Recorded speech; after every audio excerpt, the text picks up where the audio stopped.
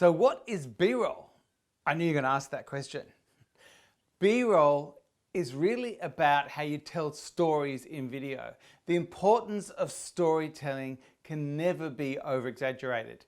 When you are doing a video and you're showing something, you're demonstrating something, you're advertising something, you always need to be thinking about how you're telling that story.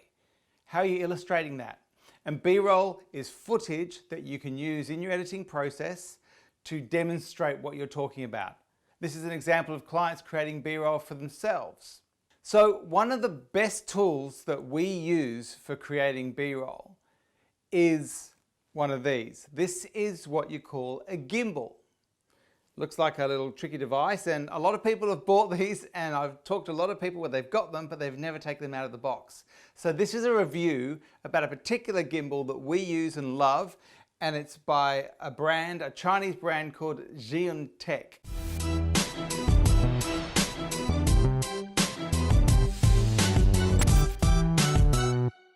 So Gimbal, and this is the Smooth 4. So it's probably about a year old now, and they're really good. Now what happens is you put your phone in here and it gives you smooth shots. So let's just start using it. The first thing you want to do is you want to slide your phone in that way and just slide it down. Now I've got a big phone and it'll take the bigger phones, which is good. If you're having a problem getting it in, that it could be that your cover is too big. So sometimes people have very big covers on their phones. And so what you do is it's actually, you can see it's all vertical here like this now. But what I do is there's a button down the bottom there. I just click on that button, switch it on. Little blue lights come on, and it doesn't look like anything's happened, but as soon as I unclip this around like that, it's now gone into gimbal mode. It's working. And what happens is you've got these different ways of moving. I can film things and it's going to smooth them out. I can pan around. Pan is to turn around like that. And what it does is as I'm doing that, it's actually not just doing it going exactly where I put it, it's going a little bit behind to try and smooth out the shot.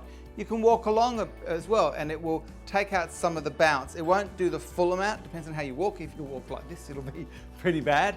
But if you walk pretty normally, pretty smoothly, you'll find you can get very nice shots. Now, one of the first things before I start going into all of the different things within this bit of kit is the first thing people struggle with is the balancing. So what I'm going to do is I'm going to switch this off. Now I've switched it off and you'll see that the phone is balanced nicely, and balance is really important. If you've got a gimbal and it's not working properly, or it's shaking around, or it's going off kilter, it's because it's not balanced properly. And that's where, for this one, you have a little thumb screw there, and you just turn that, you loosen it, and this will go in and out. So for this one, because this is a bigger phone, I've basically gone all the way out and I've locked it in place. You lock it in place, screw it in, and that will now mean that when I hold it, you can see it's pretty flat. If it's by default in the box, it'll be probably in the smallest setting. If I had it like that, you'd see that it's not gonna, shouldn't be my little phone, should I? It's gonna fall around. So that's not what you want. That's gonna cause problems because this device has 1, 2, 3 motors in it. Okay, they're little gyroscopes, the 3 of them, and they basically use that to keep it steady.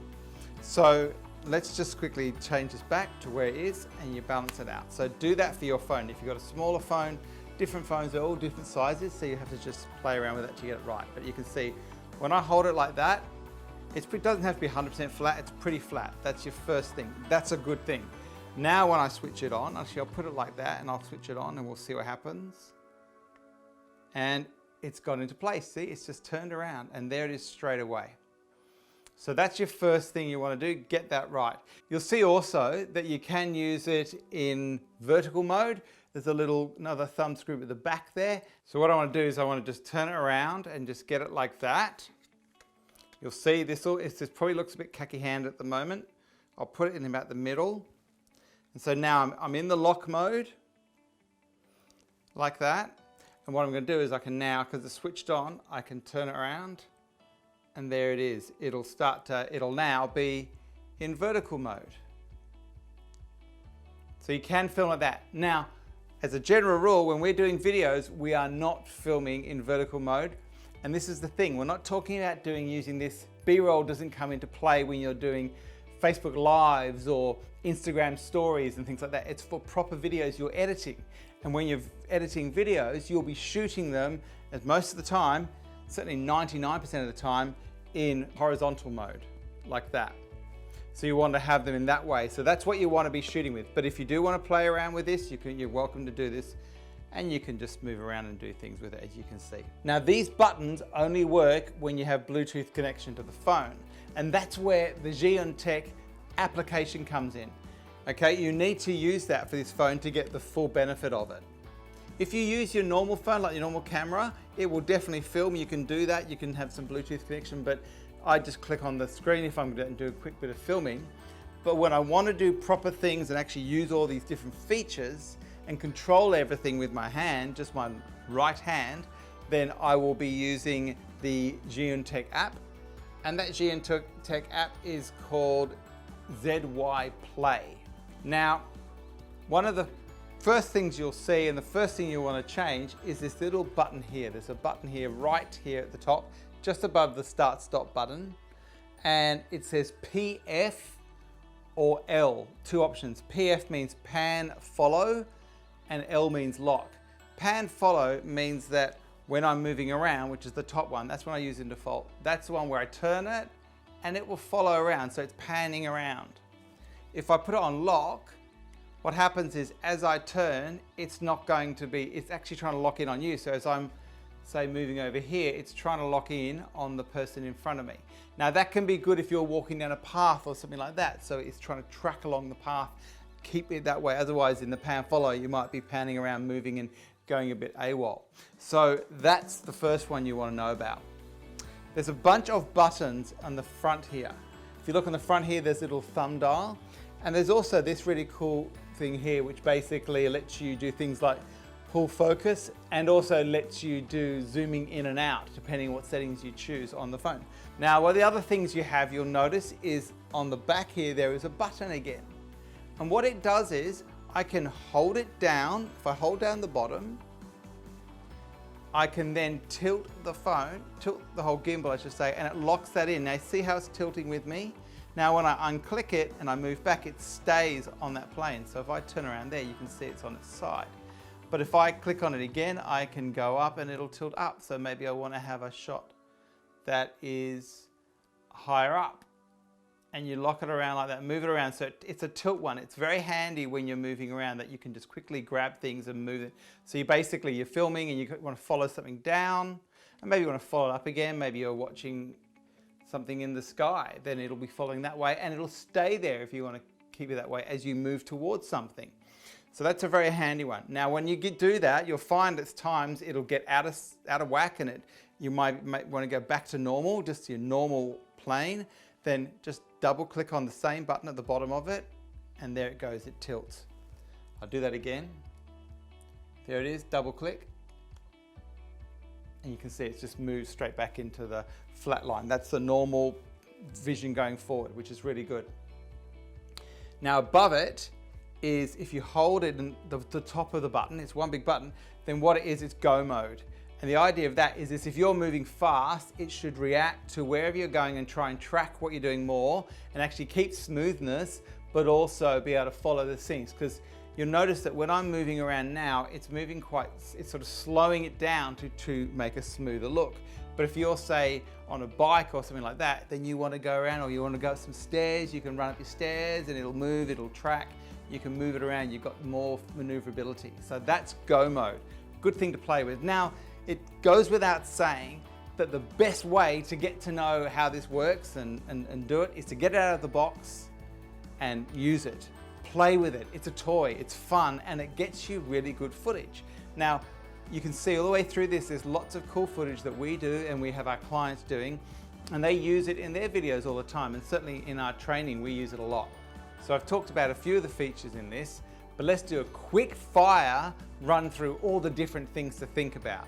Okay, number one, this is really well priced. This gimbal is only around $150 Australian. I'm not sure it is in different territories, but that's a really cheap gimbal. The other thing is that when you do plug in your phone, you'll notice where it's sitting there, you cannot plug in a microphone into the device there. What that means is you're not going to try and get really good quality audio. I usually would use a microphone. If you've seen other videos I talk about, I'm a real stickler for using microphone in any footage. So this is why I use gimbals for B-roll and not my talking head stuff that I'm saying now. This microphone, which I'm using right now, is plugged into the camera over there, and that is the main footage. That's my A-roll. This is going to be my B-roll, so I'm not so worried about what the sound is like. Now, having said that, if you want to walk along and do some selfie videos, and have the camera in front of you as you walk along, yeah, that'll be all right. You're pretty close. It's not a big deal. But if I'm shooting someone who's over there, 10 feet away, and they're doing a demonstration and they're talking, this is not going to cut it. I need to mic them up separately, and the B-roll is not going to be the footage I use. That'll be just to show what they're doing, not the footage I use for them actually being on camera. I'd use a locked off tripod and a camera for that. So I'd have two going on with that situation. There's a bit to cover in that, I know, but this is some of the basics of filming, and so this is all the kind of stuff that we teach in our mastermind and our high-level training. It's all the ways to make video. If you want to become a good video maker, then that's all the stuff that we can teach you in other training. So that's the Geontech, and that's B-roll. What I want you to think about is what can you do with this? So the first thing you need to do, if you've got one of these, is to get it outside the box and start playing with it. This is just a small part of video making. If you want to start getting down to more around how to make great videos, check out our video, which is 5 videography techniques for small business owners. That's a really, really good video. Also, if you want to get our equipment list, this is on our equipment list, and we have lots of other great equipment that we use. If you want to get that, check out this box here.